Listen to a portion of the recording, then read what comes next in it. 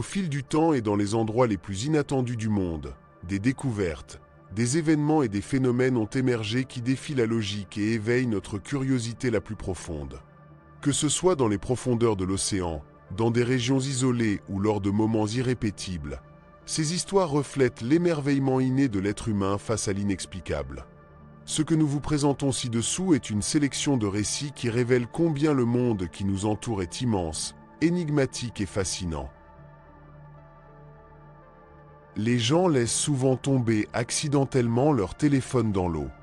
Lorsqu'un smartphone tombe dans un corps d'eau profond, il n'y a presque aucune chance de le retrouver et de le récupérer. Mais, comme on dit, rien n'est impossible. Cette histoire s'est déroulée au Royaume-Uni. Un homme nommé Onded a perdu son iPhone alors qu'il faisait du canoë sur la rivière Wye. Onded a fait une erreur. Le canoë s'est renversé et son téléphone est tombé de sa poche. Il n'a même pas essayé de le chercher. 10 mois plus tard, un résident de la ville de Serres, Miguel Co, a trouvé accidentellement le téléphone perdu au fond de la rivière. Il a sorti l'iPhone de l'eau, l'a séché et a essayé de l'allumer. À sa grande surprise, il a fonctionné. Il a ensuite publié sur les réseaux sociaux une photo de sa découverte dans l'espoir de retrouver le propriétaire. Par pure coïncidence, Onded a vu la publication et a reconnu son téléphone. Il a contacté Miguel et a récupéré son appareil. Une nouvelle naissance. Un groupe de sismologues se trouvait en haute mer en train de faire des observations lorsque, de manière inattendue, ils ont été témoins d'un événement extraordinaire, l'émergence d'une montagne des profondeurs de l'océan, donnant naissance à une nouvelle île. Vous vous demandez comment une chose pareille a pu se produire? Selon les experts, ce phénomène est dû aux activités volcaniques souterraines sous la croûte terrestre. C'était comme assister à un tour de magie de la nature, et ces chercheurs ont eu le privilège d'y être, au premier rang, pour le voir de leurs propres yeux. Un événement aussi rare que de trouver une perle dans une huître, mais ils l'ont vécu de leur propre chair. C'est, sans aucun doute, un privilège d'avoir une vue privilégiée du grandiose spectacle offert par la mère nature. En 2015, une découverte incroyable au large de la côte de Colombie a changé notre vision sur les épaves et la recherche de trésors. L'épave du galion espagnol San José a été localisée, chargée d'un butin extraordinaire d'or, d'argent et d'émeraude, évalué à environ 17 milliards de dollars impressionnants. Ce trésor, que beaucoup appellent le Saint Graal des naufrages, reposait sous les vagues depuis 1708. Le San José faisait partie d'une flotte de trésors espagnols qui rentrait en Espagne avec des richesses du Nouveau Monde. Mais la tragédie est survenue lorsque des navires de guerre britanniques ont attaqué la flotte. Un coup de canon a touché la poudre à canon du navire, provoquant une explosion massive qui a coulé le San José ainsi que sa précieuse cargaison et des centaines de vies. Bien que l'histoire du naufrage soit bien connue, sa découverte a engendré une intense dispute juridique. Le gouvernement colombien revendique le galion comme partie de son patrimoine culturel, et par conséquent, aussi le trésor. Cependant, l'Espagne soutient qu'elle a des droits historiques sur le navire et son contenu, en se basant sur des lois internationales sur le patrimoine maritime. Le trésor du San José n'est pas seulement une découverte spectaculaire. Il est devenu le centre d'une bataille complexe et controversée pour la propriété, qui met en évidence les multiples couches légales et historiques entourant les naufrages anciens. Les figures monolithiques emblématiques de l'île de Pâques, connues sous le nom de Moya, ont également été aperçues sous la mer. Près de 900 de ces statues existent sur Terre, construites par les anciens habitants Rapa Nui de cette île reculée du Pacifique. Cependant, certains Moyas ont été trouvés partiellement submergés le long des côtes de l'île. Comment ils ont fini sous l'eau reste un mystère. Ils auraient pu être recouverts par l'élévation du niveau de la mer ou avoir été utilisés dans des rituels. En 2009, un impressionnant Moya de plus de 5 mètres de hauteur a été découvert près de la plage d'Anacna, regardant vers l'océan. Certains experts pensent qu'il était à l'origine sur la terre ferme et que l'érosion l'a déplacé vers la mer avec le temps. D'autres Maoyi voisins présentent différents niveaux d'exposition. Ces découvertes soulignent à quel point nous ignorons encore la culture Rapa Nui, y compris ses pratiques rituelles avec les statues. Les Rapa Nui croyaient que les Maohis représentaient des esprits ancestraux et étaient liés à des chefs mythologiques. Certaines théories suggèrent même que certains Maohis ont pu être immergés intentionnellement pour symboliser le transfert de pouvoir entre chefs. Que ce soit sur la terre ferme ou sous l'eau, ces statues demeurent énigmatiques, évoquant des histoires anciennes et des croyances perdues. La pilule oculaire romaine. Les anciens Romains étaient célèbres pour leur style de vie luxueux et leurs nombreuses innovations révolutionnaires. Cependant, l'un de leurs inventions les moins connues a récemment été mis au jour, révélant un aperçu de leur expérience médicale. Dans une épave au large de la côte toscane, en Italie, des archéologues ont découvert un objet extraordinaire, une pilule oculaire vieille de 2000 ans. Cette découverte éclaire d'un jour nouveau les pratiques médicales sophistiquées de la Rome antique. L'épave, explorée dans les années 80 et 90 par une équipe de la surintendance archéologique de Toscane, a révélé de nombreux objets fascinants, mais aucun aussi surprenant que celui-ci.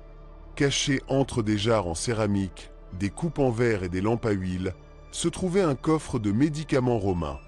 À l'intérieur, on découvrit des instruments chirurgicaux, des flacons en bois et de petits récipients métalliques connus sous le nom de pyxides.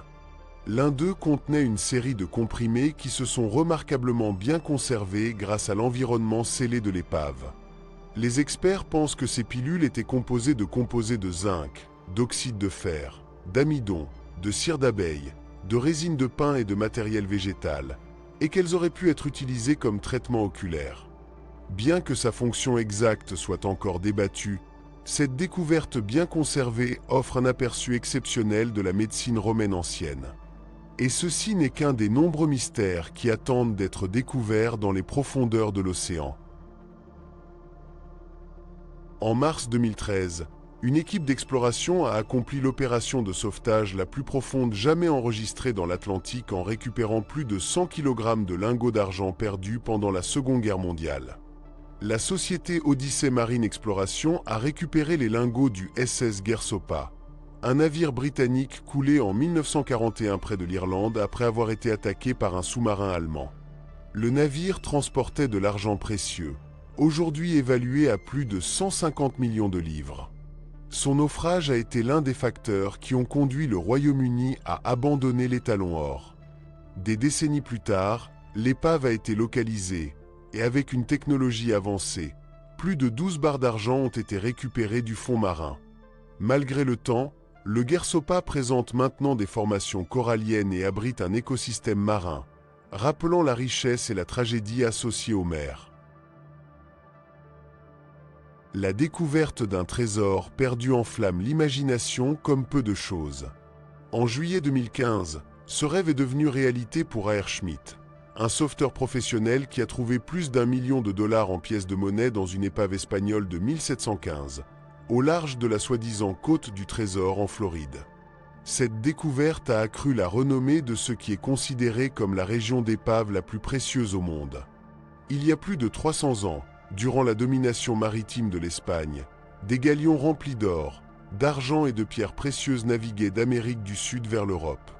En 1715, cependant, un ouragan au large de la Floride a coulé 10 de ces navires, dispersant un trésor qui vaudrait aujourd'hui plus de 500 milliards de dollars. En 2015, Schmidt a trouvé 51 pièces d'or avec un aimant, et ensuite beaucoup plus sous le sable. Il a également découvert des boucliers, des pièces bien conservées et des émeraudes colombiennes, réalisant ainsi un désir personnel de toute une vie. Un exemple remarquable de la façon dont les animaux peuvent s'adapter à des conditions extrêmes et survivre est illustré par les alligators du parc naturel en Caroline du Nord. En 2018, les États-Unis ont connu un hiver particulièrement froid, avec des températures de l'air tombant à des niveaux proches des records, provoquant le gel de nombreux plans d'eau. Les marais du parc Chat River Swamp n'ont pas fait exception. Les alligators qui vivaient dans ces marais ont fait face à des défis, mais ont trouvé un moyen de supporter l'hiver. Le personnel du parc a été témoin d'une vue particulière. Des museaux de reptiles émergeaient de la couche de glace. À première vue, il pourrait sembler que la glace avait piégé les alligators alors qu'ils tentaient de sortir de l'eau et d'atteindre la terre ferme. L'un des employés du parc a publié des photos de ce phénomène avec une vidéo expliquant les événements réels aux spectateurs perplexes. Il s'avère que les alligators emploient une technique de survie fascinante pour respirer. Ils sortent leur museau de la glace pendant que leur corps entre dans un état d'hibernation. La glace maintient leur corps inactif et empêche qu'ils ne coulent, de sorte que ces reptiles semblent juste morts. Avec l'arrivée de températures plus chaudes et la fonte des glaces, ils reprennent leur vie normale. Rencontre avec un iceberg. Vous avez sûrement entendu parler du légendaire Titanic, n'est-ce pas? Eh bien, préparez-vous, car cela fait comme revivre une scène glaçante de cette tragédie. Une majestueuse croisière fendait les eaux glacées pendant que ses passagers profitaient de la brise marine et de la sérénité de l'océan, complètement indifférents aux dangers cachés sous la surface. Oui, c'était comme vivre un film à suspense, où l'ennemi invisible, un iceberg, s'approchait silencieusement. D'abord, un léger frôlement, à peine perceptible, comme un murmure sinistre. Puis, tout à coup, splat, l'iceberg émergea sous les yeux ébahis de tous, révélant sa présence imposante. J'imagine la commotion qui a dû envahir les passagers en réalisant qu'ils étaient sur le point de répéter un destin tragique similaire à celui du Titanic. C'est un rappel vivant de la fragilité de la vie face aux caprices implacables de la nature. Une expérience qui, sans aucun doute, restera gravée dans la mémoire de tous les présents pour toujours. Reposant de manière inquiétante sur le fond marin au large des côtes du New Jersey, se trouve une flottille de locomotives à vapeur oubliées datant de plus de 170 ans.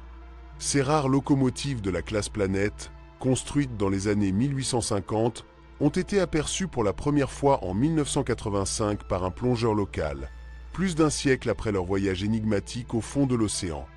La découverte a suscité des questions et de l'étonnement. On croit qu'il y a environ 12 locomotives immergées.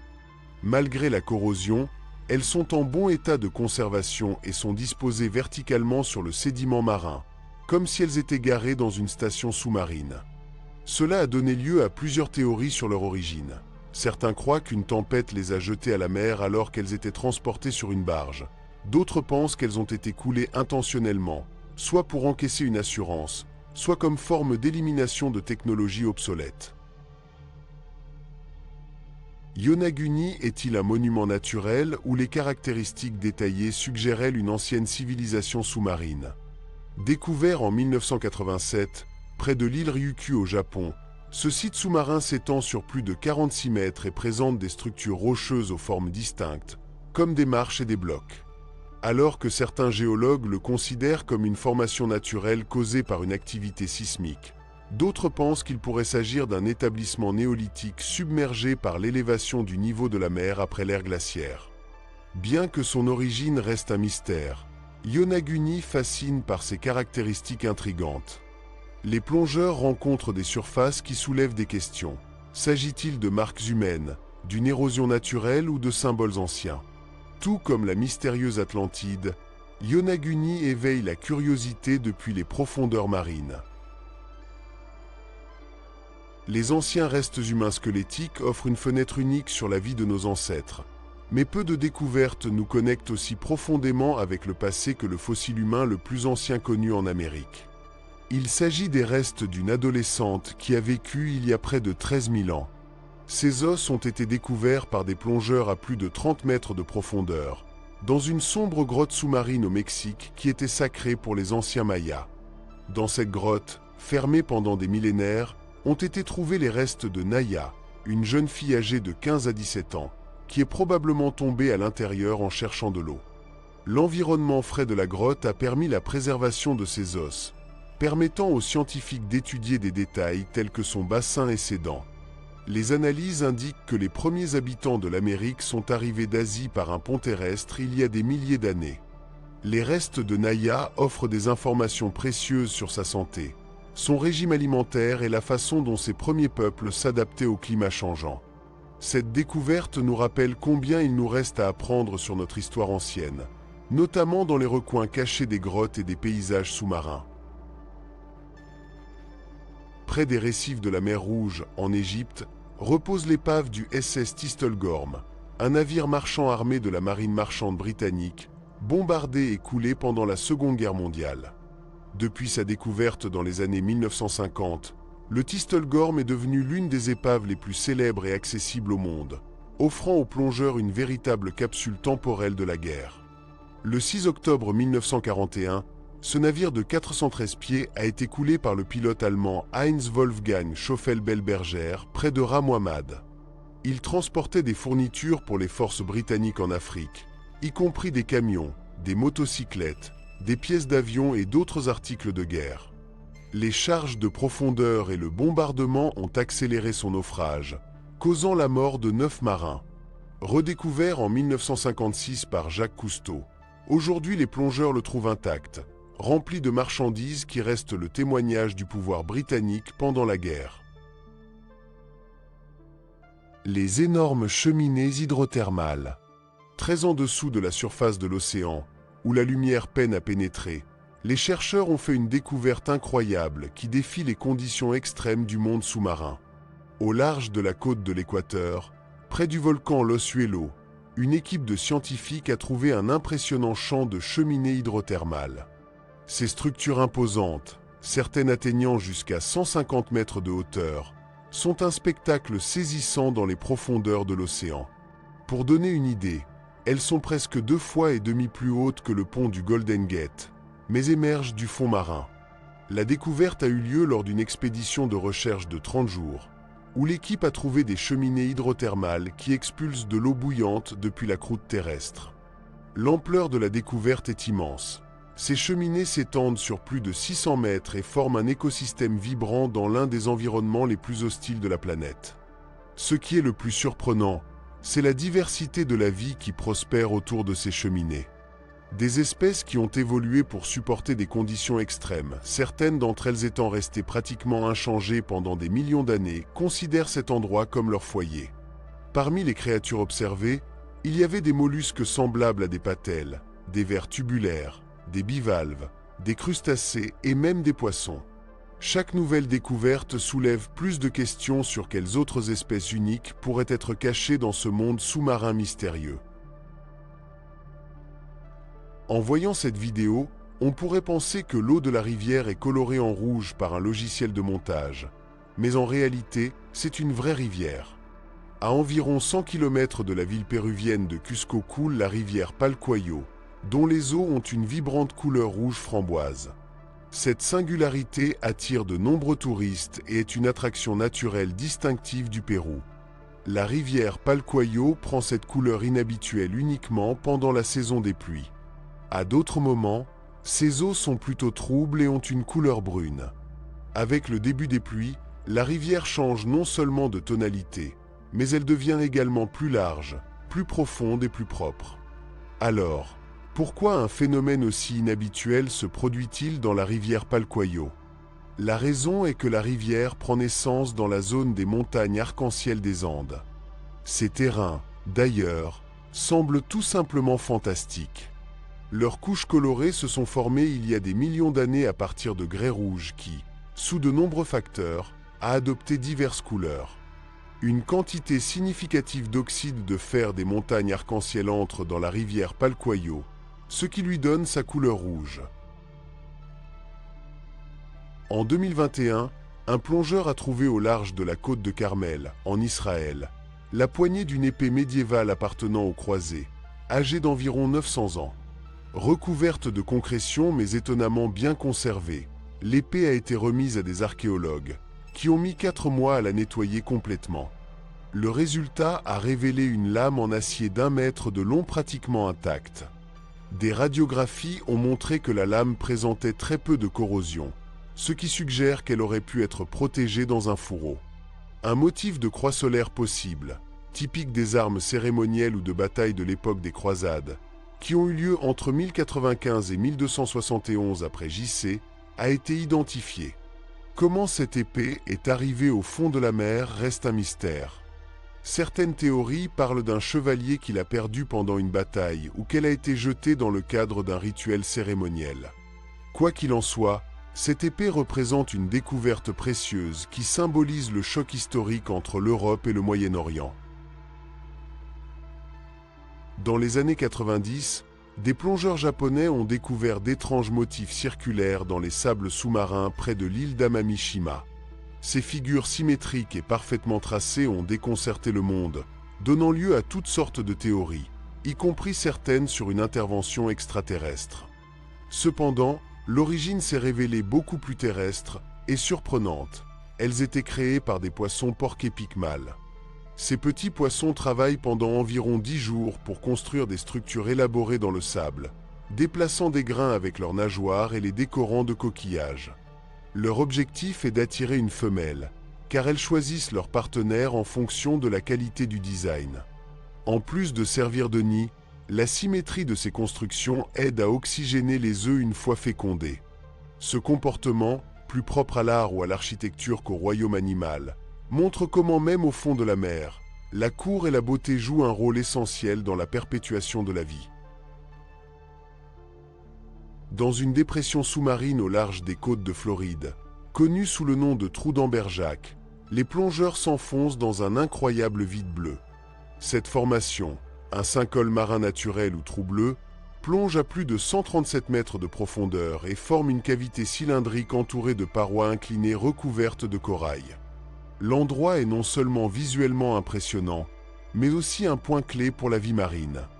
Il attire des poissons de récif, des requins et comme son nom l'indique, des amberjacks, des prédateurs sportifs qui patrouillent les parois du trou. Les trous bleus se trouvent dans plusieurs régions du monde, y compris les Bahamas et l'Atlantique oriental. Certaines se connectent à des systèmes de grottes sous-marines, bien que leur formation et leur répartition restent en grande partie un mystère. Le trou d'Amberjack offre aux scientifiques une occasion unique d'étudier la biodiversité des profondeurs et de collecter des échantillons biologiques et géologiques. Pour les plongeurs, sa beauté et son mystère évoquent une profonde fascination pour les secrets encore cachés de l'océan. Saviez-vous que l'un des lieux de plongée les plus inhabituels se trouve à La Palma, en Espagne? À l'extrémité sud de l'île, au fond de la mer, reposent 40 croix en pierre. Pour connaître l'origine de ces tombes, nous devons remonter à 1570, lorsque des pirates infestaient encore ces eaux. Bien que le capitaine du navire et ses moines connaissaient le danger, ils décidèrent de continuer leur route vers La Palma comme prévu. Mais ils furent capturés par des pirates, qui tuèrent tous ceux qui se trouvaient à bord, jetèrent leurs corps à la mer et les virent sombrer au fond de l'océan. En 1742, les défunts furent déclarés martyrs par le pape.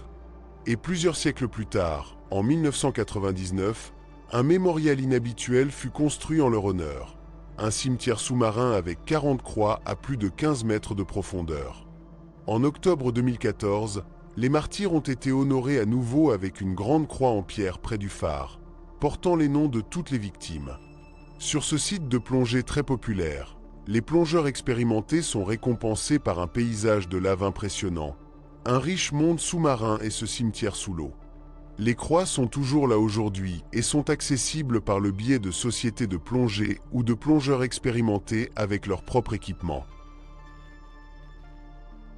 Lorsqu'un archéologue examinait des objets trouvés dans l'épave d'un vaisseau de 2000 ans devant une île grecque, de magnifiques vases, des bijoux, une statue en bronze d'un ancien philosophe, et ce qui était le plus étrange, une série d'engrenages en laiton et de diodes montés dans une boîte de la taille d'une horloge de cheminée. Les archéologues l'appelèrent le mécanisme d'Anticythère, un artefact mystérieux semblable à une horloge, comme un ancien ordinateur qui déroute encore les scientifiques. On découvrit également d'impressionnantes statues en bronze, une découverte rare dans l'Antiquité, car ces statues étaient normalement fondues pour réutiliser le métal. Mais comme celles-ci coulèrent au fond de la mer, personne ne put les réutiliser et elles ont été très bien conservées jusqu'à nos jours. L'équipe a élargi la zone d'exploration et, en utilisant des détecteurs de métaux sous-marins, a trouvé des restes de sculptures supplémentaires. En 2014, les archéologues ont lancé un nouveau projet pour explorer le site en profondeur et ont découvert le squelette d'une personne qui est descendue au fond de la mer avec le navire. Regarde ce miracle de l'océan profond et une découverte extrêmement chanceuse. Un bébé calmar Magnapina ou calmar à grande nageoire. Le moment de cette coïncidence surprenante s'est produit durant une expédition près de l'Australie. Une équipe de chercheurs en eau profonde a découvert ce nouvel spécimen. Les chercheurs se dirigeaient pour explorer une épave lorsqu'ils ont rencontré le calmar. Ce n'est qu'après que l'équipe a revu les enregistrements vidéo de l'expédition qu'un des chercheurs a remarqué l'horreur des profondeurs. Les créatures étranges qui habitent le fond de l'océan tombent dans plusieurs catégories. Il y a, par exemple, celles qui semblent venir d'une autre planète, d'autres adorables, rares et curieuses, et ensuite il y a celles qui sont de véritables cauchemars. Le calmar aux grandes nageoires appartient à cette dernière catégorie, et il pourrait être l'un des plus troublants jamais vus, bien qu'il soit difficile de bien distinguer la créature, car il s'agit d'un spécimen juvénile très petit et il est enveloppé dans l'obscurité de l'océan. Ils sont très rares à voir et sont connus pour leurs longs tentacules, qui peuvent atteindre jusqu'à 8 mètres, 26 pieds. Environ une douzaine d'observations ont seulement été confirmées dans le monde entier. Le calmar que les chercheurs ont trouvé ne semblait pas avoir les longues extensions d'un adulte. Il a donc été déterminé qu'il s'agissait d'un calmar jeune.